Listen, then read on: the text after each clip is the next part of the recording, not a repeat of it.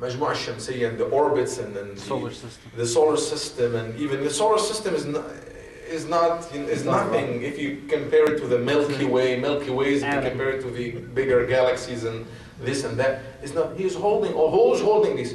Who's holding these? United States of America? Who's holding these? Any scientist or anybody alleged ever that he does so? Nobody. Nobody even would dare. If somebody dares to, okay, can you do something like it?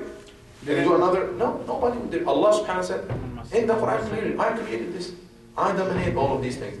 So, we have to understand who we are and who He is, subhanahu wa ta'ala. He is Al-Khaliq. He is Allah, Jalla wa ala, and we are all slaves of Allah subhanahu wa ta'ala that are created by Him, subhanahu wa ta'ala. Let me just have a quick look at the text if we did not comment on any part of it before we leave. Can you read it, Brother Nazir, one final time?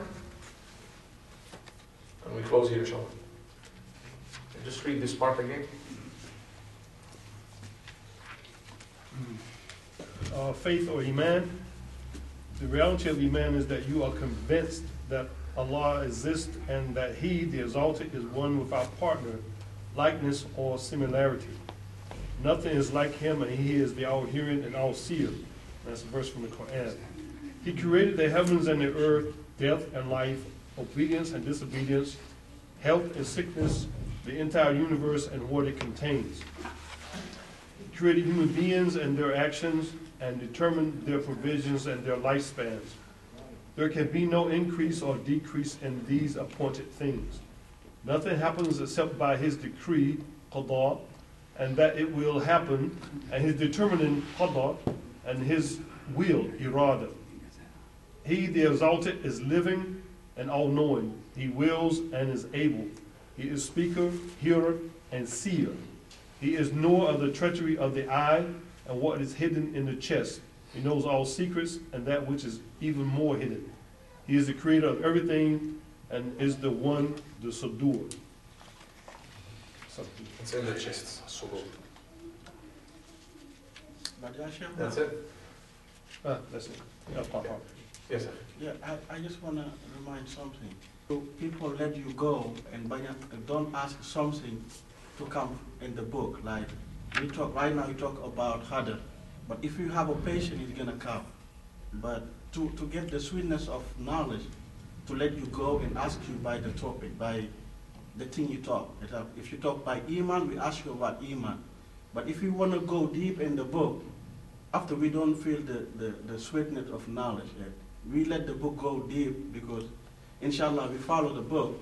We don't go to hadr, jump, we're going to go to hadr, but we have a patience for you to go all the way down. And this is the way of but sometimes if you need to ask, that's why I ask you if you have a relevant question to any point that we're discussing now, you can put the question. But otherwise it might be answered. And my question is between kufr and dun kufr. What is kufr and what? Dun kufr. Example, sometimes someone do an action, can be a kufr, like what do you say, but don't make you kufar. Exactly, because the action itself, if you describe an action different from stamping and labeling the person himself as being kafir, the one who to be stamped and to be labeled as being kafir, this is somebody who rejects Allah subhanahu wa ta'ala or does something, and again I keep repeating this is not the job of even scholars, like scholars, not me and you. This is the job of judges. This is like how do you call it? Like a verdict. The court. A verdict to be issued by a judge. You cannot say this person is victim or innocent or this and that unless you have a court system, and you should go to it and check it, and we should have witnesses, lawyers, attorneys, and go to certain procedures before you issue this thing. But now we're talking, theoretically, and the meaning of it is we might have some good Muslims, Sahaba who can be better than Sahaba, but some of them committed some mistakes. Mistakes themselves are acts of kufr. But not everybody who is doing kufr, who is doing some mistakes, is kafir. No, the label itself is not everybody lives in the United States. I always think is American. Not everybody lives in the United States is American. And not everybody lives outside the United States is not American. You might have some Americans who live outside the United States. And you might have some non-Americans who live inside the United States. It's gonna depend on certain things. Are you born in the United States? Are you're a naturalized citizen or something? All of these things should apply before we judge. Allah's the only person. Allah's the only one who can judge. Allah is the only one to judge if you're talking about al-akhirah. He's the only one to judge what's in the heart. But here in the dunya, to deal with somebody, we can also judge. But we judge based on what we see right here. Judge based on what we see.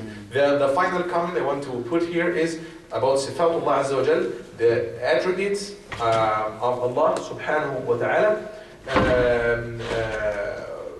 We might have some misunderstanding. Some people understand it as being completely when they say Allah subhanahu wa ta'ala is Sami' Basir, Allah subhanahu wa ta'ala, like especially for Sifat Allah subhanahu wa ta'ala yaghdab, He gets angry, Allah subhanahu wa ta'ala yafrah, He loves and He gets happy. Some people would say, no, these Sifat, they have different meaning. They they interpret the meaning. They said no, because ghadab and getting angry and being happy, this is something that can happen to us because it involves and entails some changes.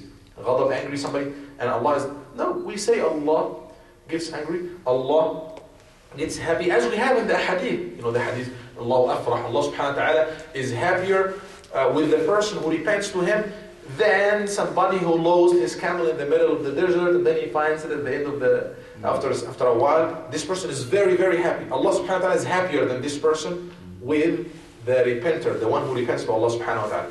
So they would say, no, it doesn't mean Allah is happy that he is cheerful and happy and so on. It means that He approves and He would give reward for this person. Why would we twist the meaning? We say Allah gets happy and gets angry and everything, but in a way that is different from our own sifat. Like this phone, I can talk to you with my tongue right now, but somebody can talk to me in the phone. I can hear him from this speaker right here.